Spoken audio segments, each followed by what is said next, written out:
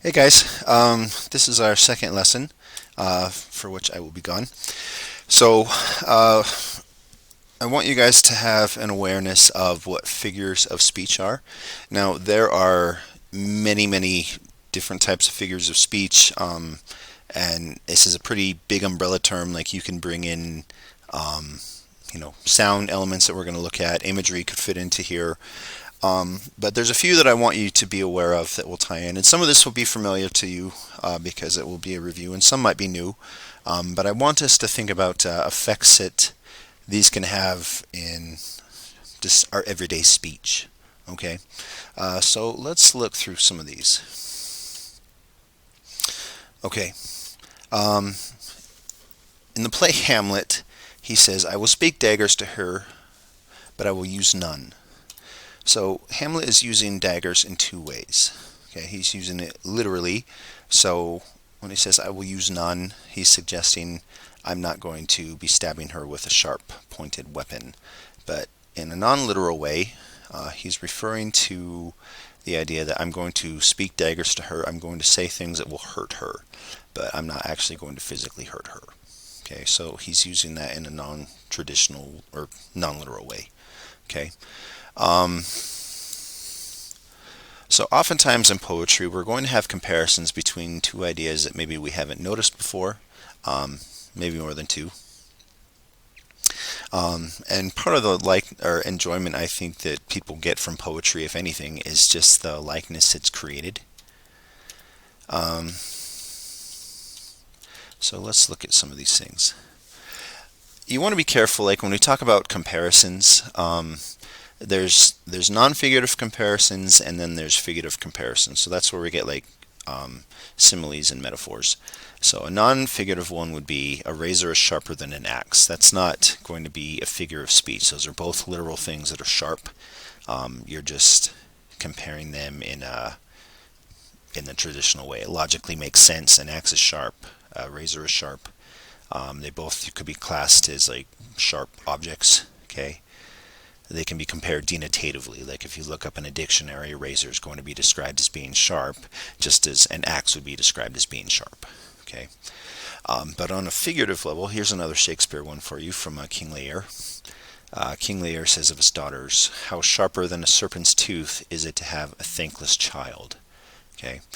Now that's going to be figurative because you wouldn't traditionally think of a child as being sharp. Okay. At least not in the traditional way of like a serpent's fang. So those are unlike comparisons, but that can give us something to think about, like how are they really alike. So there's a nice image for you. So that's where you get the figurative aspect is these things are not logically comparable. Okay, so William Blake, he's the one who famously cued this line, and it's become kind of cliche, but when he wrote it, it wasn't. He said, "My love is like a red, red rose." You know, some of you guys, if you've asked someone to a dance before, you've done, some sort of line that way. Um, so in this case, Blake is not doing this denotatively. He's not saying that his love is a red-faced, thorny-necked woman. Okay. Um, Figuratively, a rose is going to suggest something that is beautiful. Maybe she has a soft complexion. Maybe she's young and fresh, like a rose. Roses they have to be pretty young to be beautiful. If they get too old, they get kind of old and withery looking. Um, and the cool thing about figurative language is it's not demonstrably untrue. Like you can say a comparison, and from a certain point of view, you could always find something true to say about it. Although some people might dismiss it.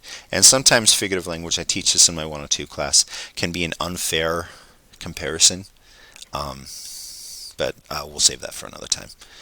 Um, Now, figurative language is cool because it states truths that more literal language cannot communicate. Um, it provides us ways of thinking about something that to try to say it as literal as we can. It can't be done. You'll learn in English as you progress through this that there's limitations to our language.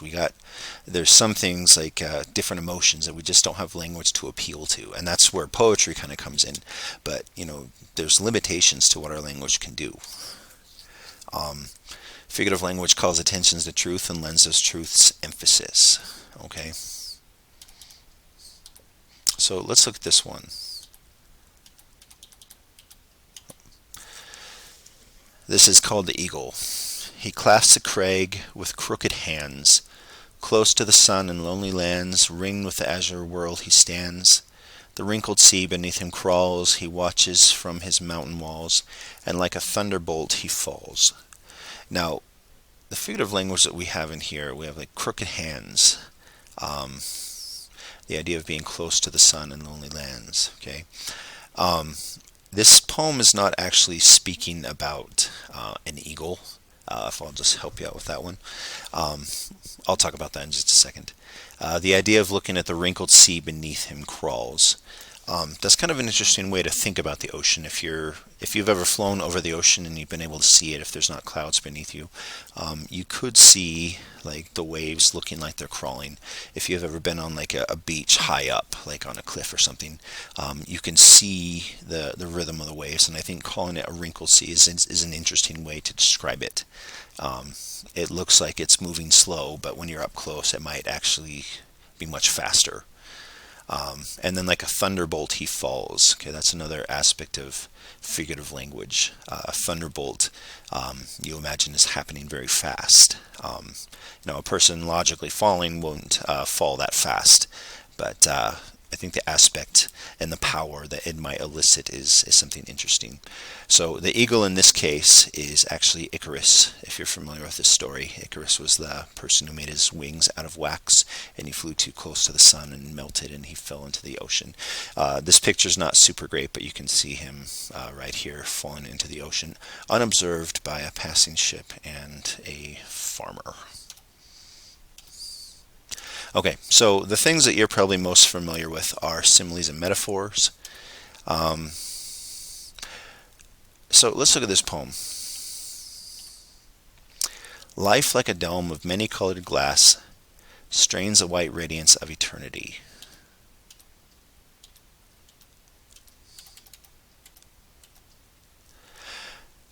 So when we say life, sorry about that, I skipped ahead. Life is like a dome. Okay, that's already a simile, as comparing these two ideas, and more specifically a dome of many-colored glass. And then it continues, strains the white radiance of eternity. If you know what a glass does, okay, if you've ever seen that picture of from like Pink Floyd, where the light hits it and then it shoots out a rainbow on the other end, that seems to be what they're describing as life is here. That sometimes light coming through a glass will refract the light or break the light up into its separate components. And I think it's a reminder of what eternity can be like, that sometimes we don't see those separate components. Okay, but that is a simile. Life is like a dome. So let's look at these examples here. Similes are going to be comparing two things using like or as or then, or they might use language like comparatives or even superlatives, so bigger or biggest, okay, small, smallest. So life like a dome of many-colored glass. The tickets are selling like hotcakes. We use these all the time, okay? Now, you want to keep in mind, like I said before, a simile is not going to be like things that are alike. So if I say your fingers are like mine, that's not a simile. But if you say your fingers are like sausages, then you might have, Shrek fingers, okay? Metaphor, a statement that is one thing or something else in a literal sense. So metaphors are similar, and I've heard people say that there's virtually no difference, but I think that there is. So instead of saying life is like a long road, you say life is a long road. So you're saying something is something in this sense. She is a doll. Okay. You also have sometimes implied metaphor, where you're not actually saying is something else. It just is suggested by how the sentence is written in the syntax. Okay. So strains the white radiance of eternity would be an example of implied metaphor. Okay. It's assumed that eternity is light or radiance, is just from that previous poem we looked at. So here's some examples from our William Blake poem. Okay, or William Burns, excuse me. Oh, my love is like a red, red rose. Okay, that one is a simile because is like. Okay, Oh, my love resembles a red, red rose, so that's still simile.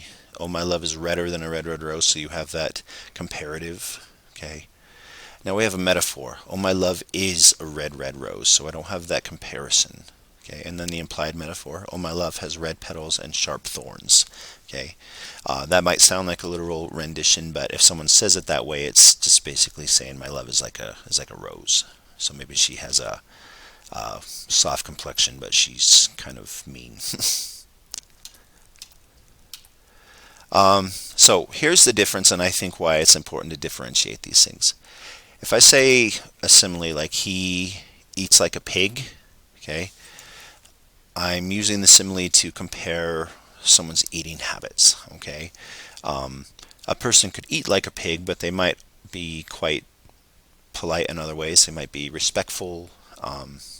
Maybe they don't make grunty noises, but just their eating habits is bad. Okay. Metaphor, on the other hand, there's no limit to the resemblances that you can make, and that's why I think metaphors might be like a step up above similes sometimes. So if I say he is a pig, there's all sorts of ways that we can consider this. So it could be his eating, it could be his piggish appearance, he could have manners, like maybe he's burping, maybe morally he's misogynistic towards women or other people. Okay. Or it could be just Randy here, if you've seen A Christmas Story. Or it could be literally if you've watched Willow. So that's a shout out to that show, to Ron Howard's movie. Okay, and metaphors are, going beyond poetry. Like, they are so helpful. Like I said before, figurative language is not just belonging to poetry. It's ways of understanding and making sense of the world. In your science classes, at least for me, there's a lot of scientific concepts I would just have no idea about if I didn't have a metaphor to tie it into. So understanding DNA is like a ladder, or understanding that an atom is like the universe, where you have electrons going around the nucleus, which is the sun. I mean, just without those, I would not understand much of science. I think like the Big Bang Theory, like here's just a whole bunch of them right here. I've had the Big Bang Theory, how the formation of the universe described to me like an ant on a balloon as it's expanding, so it moves out. And then I've had other people say that's not really what expansion's like. You need to consider it like a fruit cake. So you have some pieces that move further out and quicker, while some might move slower or in a different direction. So in that case, sometimes metaphors can be misleading. So the first example I gave, it made it sound like it was more uniform. The second one makes it sound a little bit more chaotic and less organized, which I think is how a lot of scientists see it at the moment. Okay, but metaphors are great for science and politics and things to understand these difficult concepts. Okay, you want to be careful about mixed metaphors. My wife can chronically mix up her metaphors when she's making comparisons. I can never ever remember any off the top of my head when I come to do this lesson, but every time she says one, I think I got to remember that. But my wife is very intelligent, but she does mix her metaphors.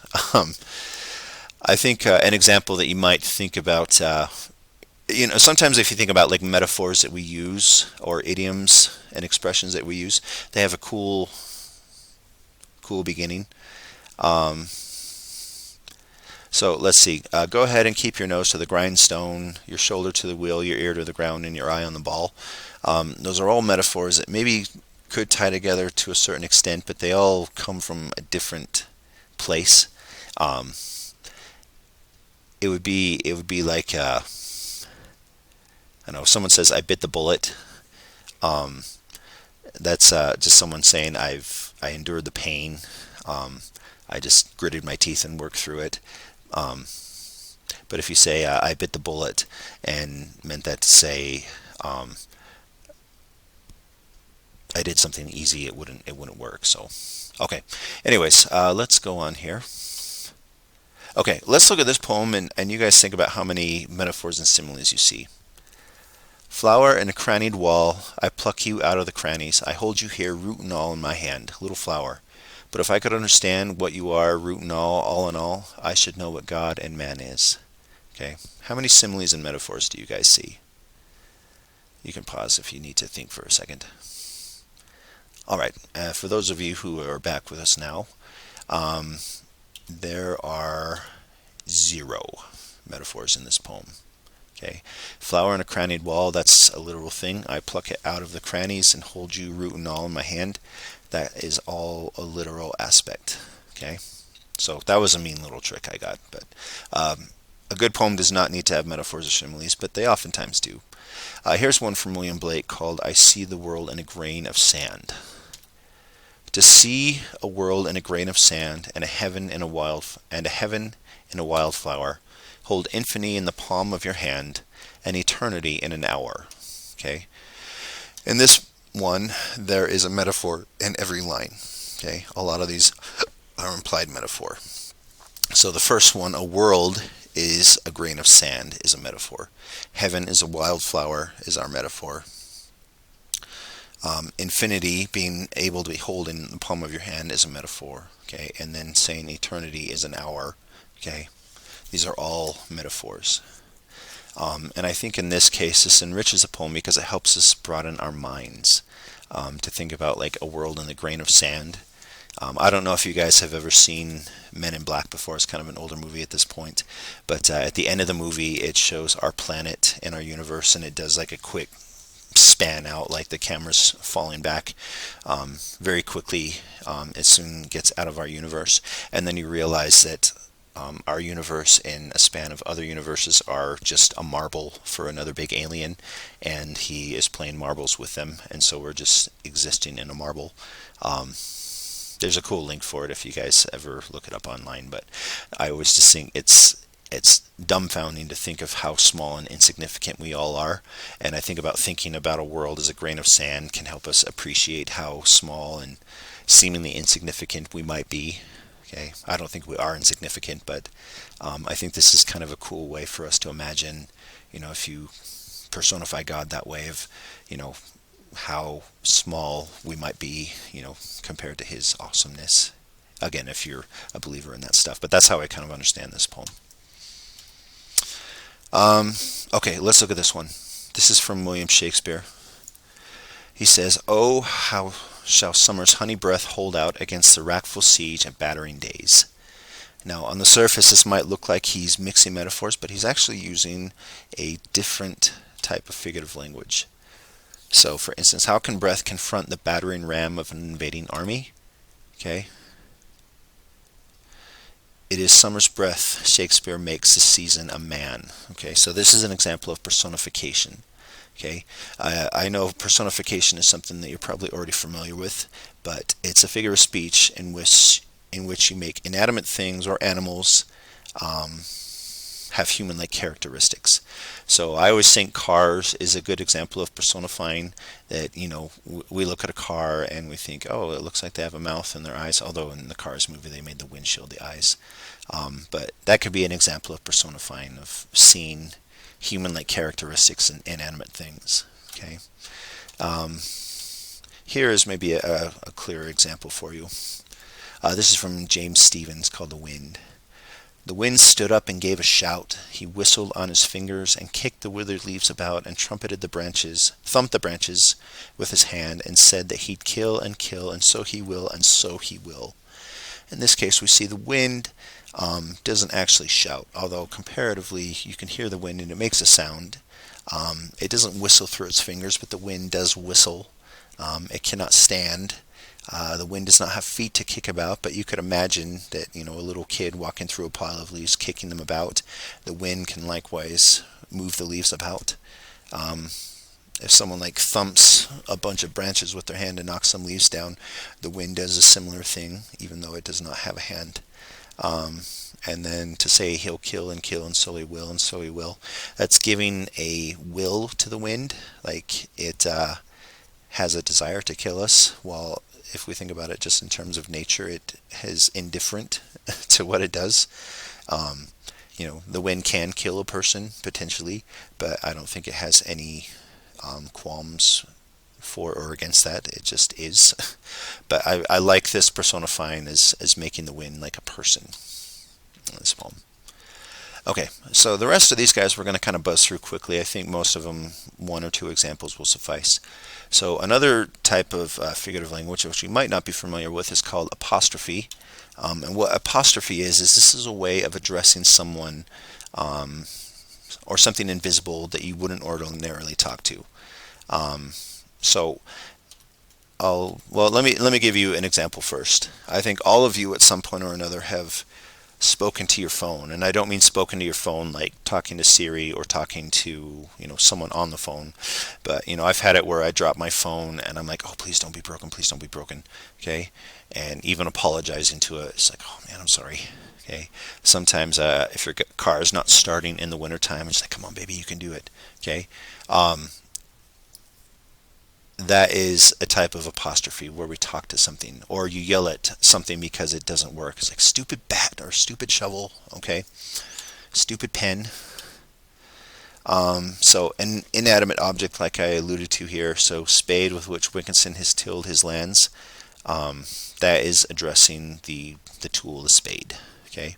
You could address a dead person as part of apostrophe. Milton now should be living at this hour. And I'm going to throw a caveat to this, okay, or proviso, excuse me. It could be an abstract thing, okay. Return delights. Delights is the abstract idea, but it's addressing that, okay. It could even be a spirit. Thou soul that art the eternity of thought, okay. So the proviso I throw in here for a dead person, a ghost is not necessarily going to be an apostrophe, especially if it has like some communicative aspect in here. So for instance, like Jacob Marley in A Christmas Carol, he is not an apostrophe because he's actually a character within the story and the play, or whatever you happen to medium you see it on. He is not apostrophe because he's actually a character that Ebenezer Scrooge converses with and communicates with. If Ebenezer Scrooge was talking to Jacob Marley just on his own, and no Jacob Marley was there to reciprocate in the conversation, it would be an example of apostrophe. But since he's embodied in a spirit, it is not. Okay, apostrophes, they don't need to be highfalutin. They don't have to be silly. Okay, you get The Simpsons, the old man yells at a cloud. Again, apostrophes can give life to inanimate. They can give a body to the intangible. And it's just a way of speaking something person to person. Okay. Sometimes it's a way of venting our frustrations. If we're yelling at something, it's a way of yelling at something that's not going to reciprocate or be offended back at us. Okay. All right. Our next one is overstatement and hyperbole. This is a way of exaggerating a point. Okay. And you're probably familiar with this from your parents. They might have said something like, I've told you 1,000 times. My kids are very good about saying, you've not told me 1,000 times. You've probably told me like 30 times. Okay, they're not great at figurative language. That's a little bit beyond some of them, but it still annoys me nonetheless when they correct me when I'm trying to make a point of I told you enough times. But faster than grease lightning, we see this in the movie Grease. And poets use hyperbole a lot. Okay. John Bergen's description of Petra, he says, a rose-red city half as old as time. That would be an example of exaggeration. Okay, I think our having cities and things is significantly less than however long time has been going on, which is infinite. Even like mama jokes can be an example of overstatement and hyperbole. So if heavy-set woman says, every time I shake, some skinny gal loses her house, I won't do anything more rude than that because I do like my mother and I don't want to offend other people. But that would be an example of hyperbole. No one is so heavy that they would make someone's house fall down, hopefully. Okay. Understatement. This is just the opposite of hyperbole. It's making less of something that maybe should have a little bit more attention to it. Okay, so this is from Jonathan Swift in The Tale of the Tub. He said, last week I saw a woman flayed, and you would hardly believe how much it altered her person for the worst. In this case, if you don't know what flayed means, it means to skin someone, like you take their skin off. And Jonathan Swift is treating this like someone's getting a bad haircut. Now, Jonathan Swift is fully aware that this is a horrible thing and the woman probably died. But he's doing it as an understatement to, lighten the mood of this a little bit, I guess. This is from Catcher in the Rye.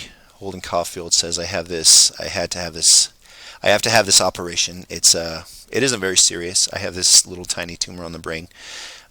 Brain surgery under any circumstance is going to be a pretty serious thing. Okay, it's not like getting an ingrown toenail removed. This one is from Captain Lawrence Oates. He was an Antarctic explorer going out into a blizzard to face certain death. This is what he said before he left. I am just going outside and maybe some time. Okay, this makes it sound like he's going to the drugstore or something, but this is him going outside and possibly to certain death. Monty Python is a good example with the Dark Knight, I think his name is. I haven't seen it for years, I forget. But his line, "Come back here, I'll bite your leg off." This is at the point when he does not have any more limbs. Okay, he keeps calling.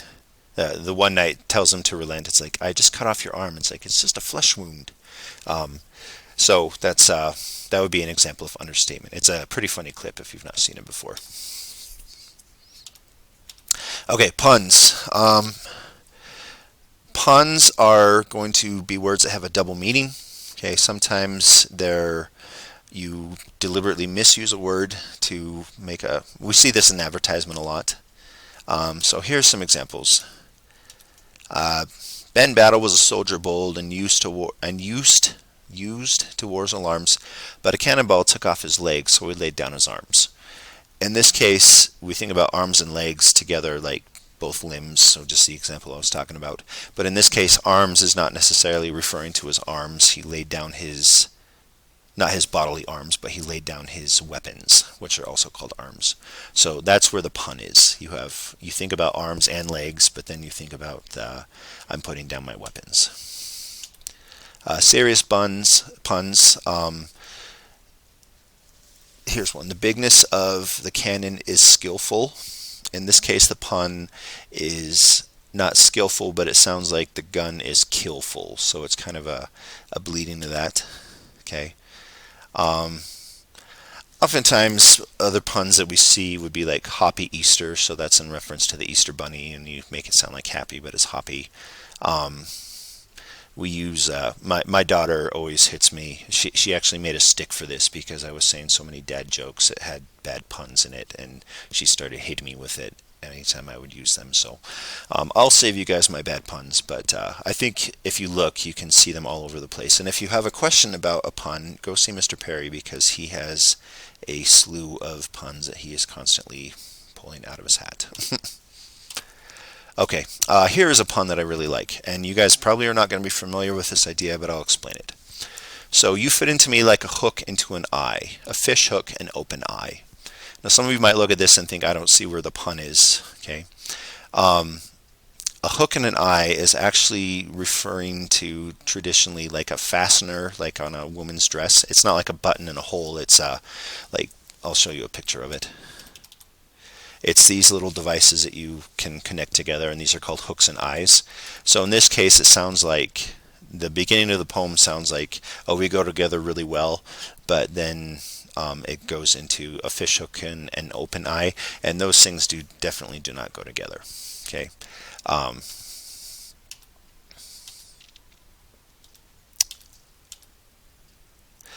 Okay.